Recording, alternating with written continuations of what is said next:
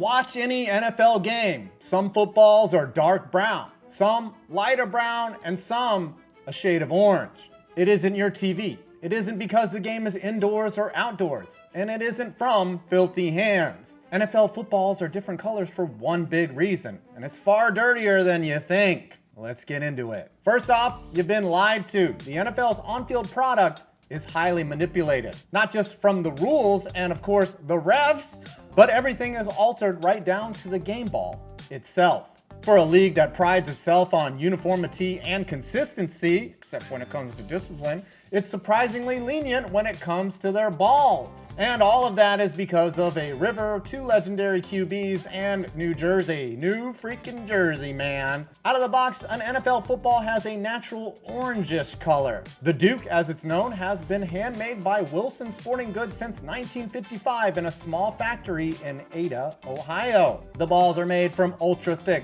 commercial-grade hides and are dyed that base color at the factory, with the dimples and other things being added before completion. 500,000 balls are made every year by 120 skilled workers. However, if these balls are going to make it to the NFL, a majority of them are first shipped to Bayonne, New Jersey, of all places, where the balls meet the expert hands of Dan Colson, a man whose sole job it is to prepare footballs for NFL and college teams. The process is both simple and complicated.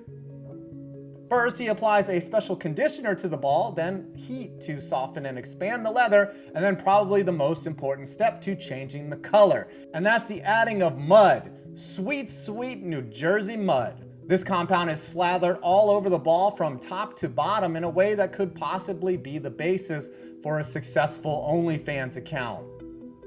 The mud is extremely important because of its composition and consistency. Plus, it looks a lot like Dookie. Side note, Dookie is a hilarious word. Try to work it into a conversation today. The Dookie mud comes from a secret riverbank in New Jersey and is the same mud that MLB uses on their glorious balls. MLB once tried to replicate it synthetically and discovered that was a waste of time. Nothing in the lab could better replicate what years of whatever awfulness lies downstream in the waters of New Jersey. And I don't want to know what's in there, probably a few of Jimmy Hoffa's molecules. Unsurprisingly, this mud smells like shit. Who saw that coming besides Odell Beckham? After this special mud is applied, the ball is dried, brushed, buffed, and finished, and ready to be shipped out to an NFL or college team near you. Other ball touchers, Dan isn't the only one here, use things such as shaving cream and actual dyes which can change the color of the football dramatically. All in all, it takes about 36 hours for balls to be dressed and ready for a football field, way longer than you getting ready for a date, which usually takes about 2 minutes and a little spritz of cologne, you lazy fucks. All of these steps and procedures are custom to what the quarterback requesting the ball's preferences are, resulting in the ball color variation you see while watching at home. Game use, weather, in particular rain, can also give the ball wild changes in color. In fact, sometimes you can see some of the mud rubbing off during a wet contest. Surprisingly, this color variation in ball prep can actually have a difference in the outcome of a game.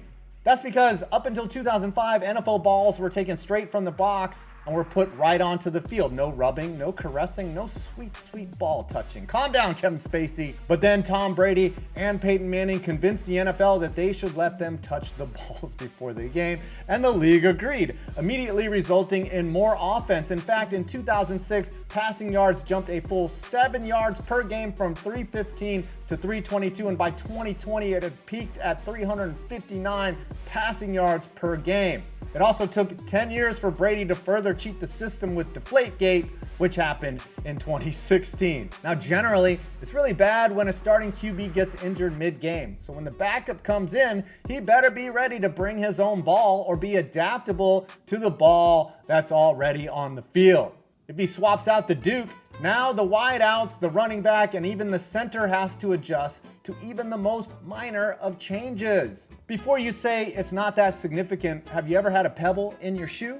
Or noticed that the thermostat was changed slightly? Or gotten a little sweat on your controller while playing COD and missed a headshot that cost your team the win? Yeah, it's totally like that. NFL football and COD are the same thing. The ball change may not have any significant physical effects on the players. However, it could work into a player's mentality. If a player doesn't have confidence in the ball he's gripping, well, he could get those nasty yips, which we don't talk about.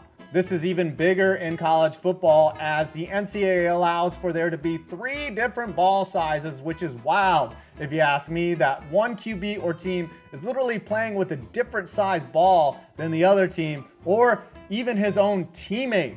Additionally, now kickers are allowed to modify their balls up to 36 hours before a game, which is remarkably convenient since it takes 36 hours for a guy like Dan to condition a ball. Even in this year's preseason, you have seen kickers hitting from further than ever before, and I have a hunch a new field goal record for distance is coming. Guys are using literal blow torches and Vagisil on these balls to get the max distance out of them. So the next time you watch an NFL game and there is a QB change, see if you notice the color of the ball change as well. Or when the punter launches a piss missile down the field, or when a kicker nails a heartbreaking 78-yarder. It's coming. I'm telling you, it's going to happen someday. Just know it's a combination of heat, conditioner, a ton of elbow grease, and some shitty smelling New Jersey mud that had a hand in it all. And that's why NFL footballs are different colors. Well, I hope you enjoyed this. Please leave a like, comment, and of course, subscribe for more interesting videos on sports. I'm asking the tough questions here. I hope you were entertained. Please subscribe. Please subscribe.